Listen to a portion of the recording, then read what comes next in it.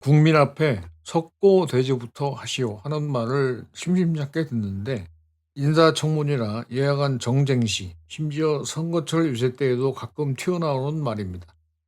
되게 호통치듯 하는데 뒤가 구린 사람이 목소리가 크다는 말처럼 그중에는 적반하장, 내로남불도 없지 않고 주로 압박용 엄포로 봐야 할 것 같습니다.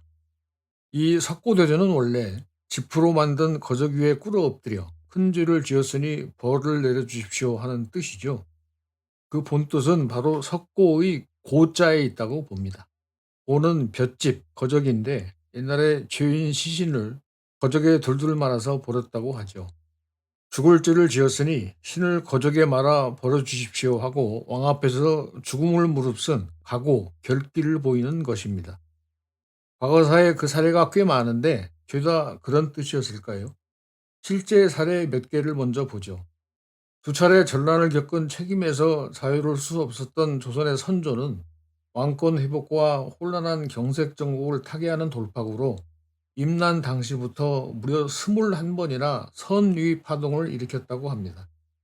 당시 조야의 두루 신방에 있었던 세자 광해는 이때 여러 차례 임금 자리에 뜻이 없사오니 부디 제 불충을 용서하시오 뜻을 거둬주십시오 하고 석고대죄를 했다고 전해지지요. 제위기간이 51년이 넘는 영조는 주로 신하들과 부딪힐 때를 이용해 여러 번 양위 소동을 일으켰는데 그때마다 사도세자는 영문도 모르고 부왕 앞에 석고대죄를 해야 했다는군요. 부한 말에 면함 최익현은 1876년 강화도 조약이 체결되자 도끼를 메고 가서 대궐 앞에 꿇어 엎드려 이른바 지부상소를 올립니다. 주상과 뜻이 달라 불충한 신의 목을 이 도끼로 치라는 것이니 석고대죄나 다를 바가 없습니다. 이런 사례들만 보면 자신의 잘못과 죄를 위해 고하기보다 주로 군왕의 뜻을 거둬달라는 읍소에 가깝다는 걸 알 수 있습니다. 1077년 교회가 세상을 지배하던 서양 중세에 신성 로마 제국 황제 하인리 4세는 자신을 파문한 교황 그레고리우스 7세를 만나기 위해 카노사 성을 찾아 눈밭에서 맨발로 무릎을 꿇고 관용을 구했는데 이 사건을 두고 카노사의 굴욕이라고 하죠. 세속 권력과 교황권, 황권과 제후 권력 간의 갈등을 잘 보여준 역사적 사건으로 석고대죄의 서양판이라 해도 될 것 같습니다. 이제 관련 고사를 보시죠.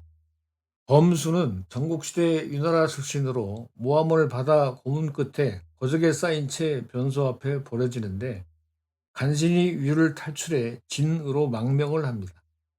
이후 진의 소왕에 건의한 원교 근공책으로 진이 패권 국가로 성장하면서 마침내 최고의 상방 자리에까지 오르게 되죠.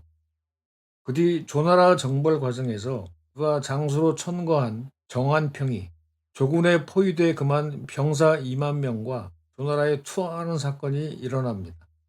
당시 진나라법에는 추천받은 자가 죄를 범하면 추천자도 똑같이 벌했는데 어시응우죄 당수 3족, 응우의 죄는 삼족을 멸하는 죄가 마땅하여 응우 석고청죄, 거적을 깔고 꿇어 엎드려 왕의 치죄를 청했다.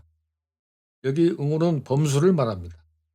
그런데 소왕은 범수에 대한 신임이 워낙 깊어 그를 사면했을 뿐 아니라 차후 불문에 붙이도록 엄명을 내렸다고 합니다.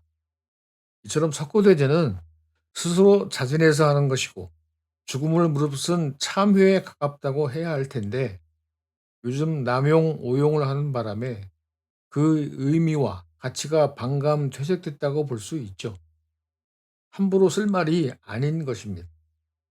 사실 지금 시대상을 보면 법 이전에 법보다도 자신의 과오 잘못에 대해 부끄러워할 줄 아는 마음이 우선 아닐까요?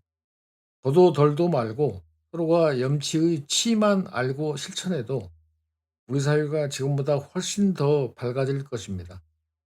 다음 시간에 뵙죠.